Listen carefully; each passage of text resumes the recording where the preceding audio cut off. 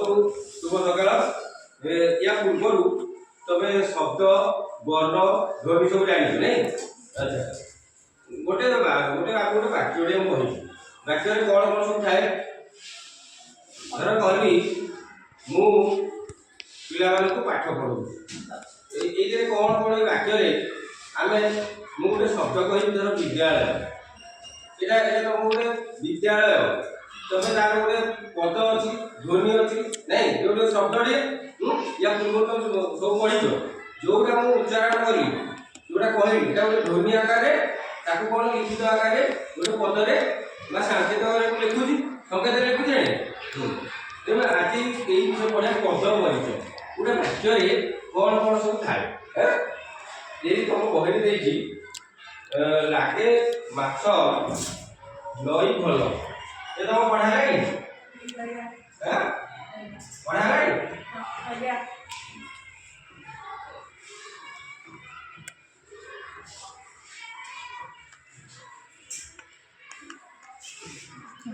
ये चारिटा वाक्य तुम बही देखी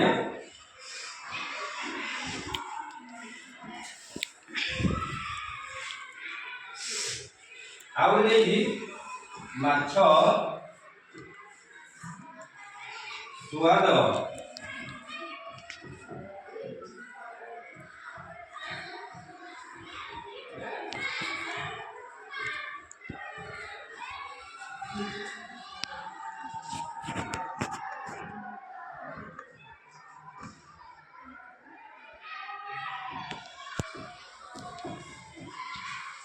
ये तीन जाक जो लिखिली वाक्य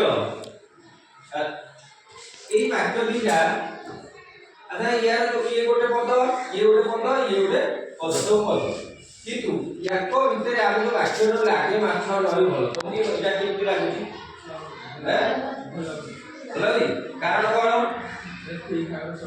हाँ ये वाक्य गुड़िक आम जो पद परस्पर जो संबंध थाए संपर्क थाए सी सजा जाए जाए किंतु मुझे माछ नई सब शब्दर गोटे निर्दिष्ट अर्थ अच्छे आम जानी माछ सी तार गोटे निर्दिष्ट अर्थ अच्छी नई गोटे निर्दिष्ट अर्थ अच्छी किंतु ये जो वाक्य गुड़िक शब्द गोटे गोटे मिलित हो सजाई किंतु मात्र पद गुड़िक मिसी कौन भावार्थ प्रकाश करू ना आ गोटे वाक्य देला नई माछ भल लगे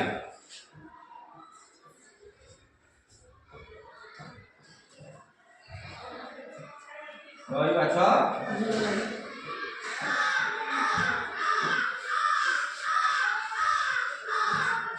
यही से वाक्यटा को सजाई देव यही पोखरीर माछ भारी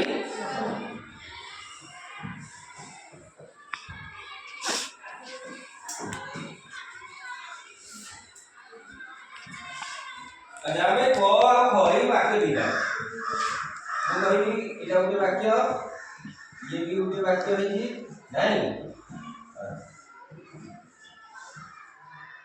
ये जो चारिटा जाक भितर जो आम शब्द गुड़िक कथा विचार कर शब्द अच्छा प्रथम उदाहरण क उदाहरण गोटे गोटे शब्द अच्छी कि शब्दर आम जो बसे जदि तार कौन भावार्थ आसो ना आम ए वाक्य क्या कहना किए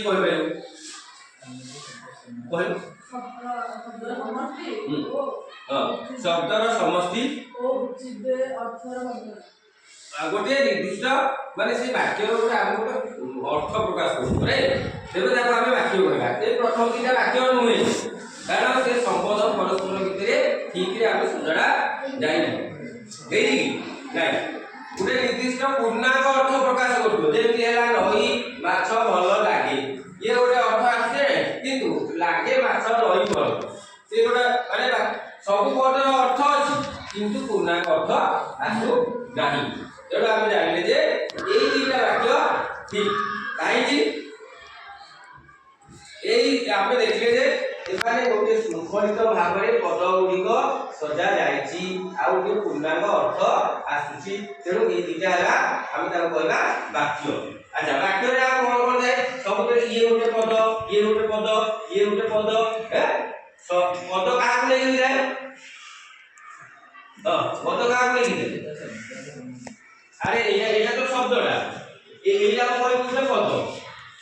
এটা শব্দ নেই মাত্রা অক্ষর অক্ষরକୁ ନେଇକି ଶବ୍ଦ ହୋଇଥାଏ। ଏଥିରେ କାର୍ଯ୍ୟ ଥାଏ ନାଇଁ, ମାତ୍ରା ଥାଏ।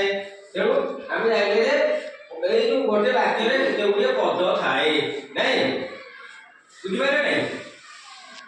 ଦେଲା ପ୍ରତ୍ୟେକ ପୂର୍ଣ୍ଣାଙ୍ଗ ବାକ୍ୟର ଅଂଶ ରୂପରେ ବ୍ୟବହୃତ ହୋଇଥିବା ପ୍ରତ୍ୟେକ ପ୍ରକାର ସାର୍ଥକ ଶବ୍ଦକୁ କ'ଣ କହିଲେ? Sahelan. Achoni sahelan. ଗୋଟେ ବାକ୍ୟରେ ବିଭିନ୍ନ ପ୍ରକାର ପଦ ଥାଏ। ତମେ ଜାଣିଲ, ମୁଁ କହିବି ମୁଁ କ୍ରିକେଟ ଖେଳେ, ମୁଁ ଏଠି କ'ଣ ଏଟା? ଗୋଟେ ବାକ୍ୟରେ ବିଭିନ୍ନ ପ୍ରକାର ପଦ ଥାଏ। ଯେମିତି ଆମେ ଜାଣିଛନ୍ତି କର୍ତ୍ତା ଥାଏ, କ୍ରିୟା ଥାଏ। କର୍ତ୍ତାଟା କ'ଣ ହବ? ସେଟା ଆମେ କହୁଛନ୍ତି ଯେ ଗୋଟେ ବାକ୍ୟରେ ସର୍ବନାମ ଥାଏ, ବିଶେଷ୍ୟ ଥାଏ ନାଇଁ, କ୍ରିୟା ଥାଏ, ବିଶେଷ୍ୟ ଥାଏ, ବିଶେଷଣ ଥାଏ ଆଉ କ୍ରିୟା ବିଶେଷଣ ଥାଏ। ଏଇଭଳିଆ ସବୁ ବାକ୍ୟରେ ବିଶେଷ୍ୟ, ବିଶେଷଣ, ସର୍ବନାମ, ଅବୟ ଓ କ୍ରିୟା। ଦେଖ ଏଇଟା ଗୋଟେ ଦେଲା, ଏହି ପୋଖରୀର ମାଛ ଭାରି ସୁଆଦ। ଆମେ ଏଠି କିଛି ଲାଗି ନାହିଁ। ଏଇଟା ତୁ ମୁଁ କହିବି ରାମ ଓ ଶ୍ୟାମ କଟକ ଗଲେ, ଏଇଟା ଓଟା କ'ଣ? ଏଇଟା କ'ଣ କହିବା କହୁନ?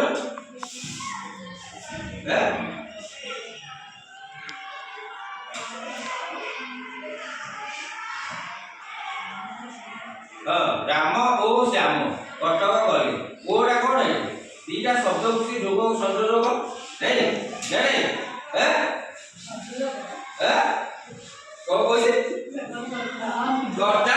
ଆରେ ବାକ୍ୟରେ ମୁଁ କହିଲି ରାମ ଓ ଶ୍ୟାମ, ସେଇଟା ଦିଟା ଯାକ କର୍ତ୍ତା ବା ବିଶେଷ୍ୟ। ବିଶେଷ୍ୟକୁ ମଧ୍ୟ ବିଭିନ୍ନ ଭାଗ କରାଯାଇଛି। କିଏ କହିବେ ଯୋଉ ବିଶେଷ୍ୟକୁ କ'ଣ କ'ଣ ଭାଗ କରାଯାଇଛି? ଯୋଉ ଇଂଲିଶରେ ଯୋଉ ନାଉନ୍ କରୁଛ ଆଗକୁ ପଢାଯିବ। ତେଣୁ ଏଇଟା ଗୋଟେ ତମର ଦେଲା ବିଶେଷ୍ୟ। ଆମେ ଆଜି ଖାଲି କେବଳ ନିଜେ ତମକୁ ବିଶେଷ୍ୟ ବିଷୟରେ କହୁଛି ହେଲା। ବିଶେଷ୍ୟର ପ୍ରକାର ବିଶେଷ୍ୟ ହେଲା ଗୋଟେ ସଂଜ୍ଞାବାଚକ ବିଶେଷ୍ୟ ବା ନାମ। ଯେତେ ପ୍ରକାର ସବୁ ନାମ ଗୋଟେ, କାରଣ ଆମେ ଯୋଉ କୌଣସି ବସ୍ତୁ ଭିତରେ ତାର ଗୋଟେ ନାଁ ଦିଆହେଇଛି, ଦିଆହେଇନି? ରାମ, ଶ୍ୟାମ, ନଦୀର ନାଁ ଦିଆହେଇଛି, ଦେଶର ନାଁ ଦିଆହେଇଛି, ସ୍ଥାନର, ସବୁ ସ୍ଥାନର ଗୋଟେ ନାଁ ଅଛି ନାହିଁ, ସବୁ ଦେଶର ଗୋଟେ ନାଁ ଅଛି, ପ୍ରତ୍ୟେକ ଜୀବର ଗୋଟେ ନାଁ ଅଛି। ତେଣୁ ଏଇଟା ତାକୁ କୁହନ୍ତି ନାମବାଚକ ବା ସଂଜ୍ଞାବାଚକ। ସେହିପରି ଜାତିବାଚକ। ଜାତିବାଚକ ପୁରା ଜାତିବାଚକ କହିଲେ ପୁରା ବୁଝୁଛୁ ସବୁ ଗୋଟେ ସବୁ ଡିଭାଇଡ କରାଯାଇଛି। ଯେମିତି ଛାତ୍ର, ସିଏ ଗୋଟେ ଶିକ୍ଷକ ନାଇଁ, ସବୁ ଅଲଗା କରାଯାଇଛି। ଯେମିତି ବସ୍ତୁବାଚକ, ଯେତେ ସବୁ ବସ୍ତୁ ହଉଛି, ଟେବୁଲ ହଉ, ଚୌକି ହଉ ନାଇଁ, ତ ଏ ବସ୍ତୁ ଗୋଟେ ଗୋଟେ ବସ୍ତୁର ନାମ ବୁଝୁଥିଲା, ତାକୁ ଗୋଟେ ନାମ ଦିଆହେଲା, ତେଣୁ ଏଇଟା ବସ୍ତୁବାଚକ। ସେହିପରି ଗୁଣବାଚକ। ଗୁଣବାଚକ କୋଉଟା କହିଲ? ସେ ଗୁଣର ଗୁଣ ବା ଅବସ୍ଥା ବୁଝେଇବ। ଆଉ ଗୋଟିଏ ଅଛି କ୍ରିୟାବାଚକ ବିଶେଷ। ଯେମିତି ଆମେ ଗୋଟେ ବାକ୍ୟରେ କର୍ତ୍ତା ଥାଏ, କ୍ରିୟା ଥାଏ। ଆମେ କର୍ତ୍ତାଟା କିଏ ହବ? ବିଶେଷ୍ୟ ପଦଟି ହବ, ବିଶେଷ୍ୟ ପଦକୁ ଭାଗ କରାଯାଇଛି। ସେପରି କ୍ରିୟା, ଯିଏ କର୍ତ୍ତା ଯାହା କରେ, ମୁଁ କହିବି ମୁଁ ଫୁଟବଲ ଖେଳେ, ଏଇଟା ଖେଳିବାଟା କ'ଣ? ଏଇଟା ଗୋଟେ ଆକ୍ସନ ୱାର୍ଡ, ଗୋଟେ କାର୍ଯ୍ୟ ହଉଛି ନାଇଁ। ଆଚ୍ଛା, କ'ଣ ଖେଳୁଛି? ଫୁଟବଲ। ଫୁଟବଲଟା କ'ଣ? କ୍ରିୟା। ଆରେ ଏଇଟା ବସ୍ତୁ। ଆରେ ଗୋଟେ କର୍ତ୍ତା, କ୍ରିୟା, କର୍ମ। କର୍ମ କ'ଣ? କର୍ତ୍ତା ଯାହା କରେ। ରାମ ଫୁଟବଲ ଖେଳେ, ରାମ କ'ଣ ଖେଳୁଛି? ହ୍ୱାଟ ଆଉ ହୁମ୍, କ'ଣ ଆଉ କାହାକୁ ପଚାରିଲେ କର୍ମ ଆସିଥାଏ। ଆଉ ଯୋଉଟା ସେ କାର୍ଯ୍ୟ କରେ, ଖେଳିବାଟା ହଉଛି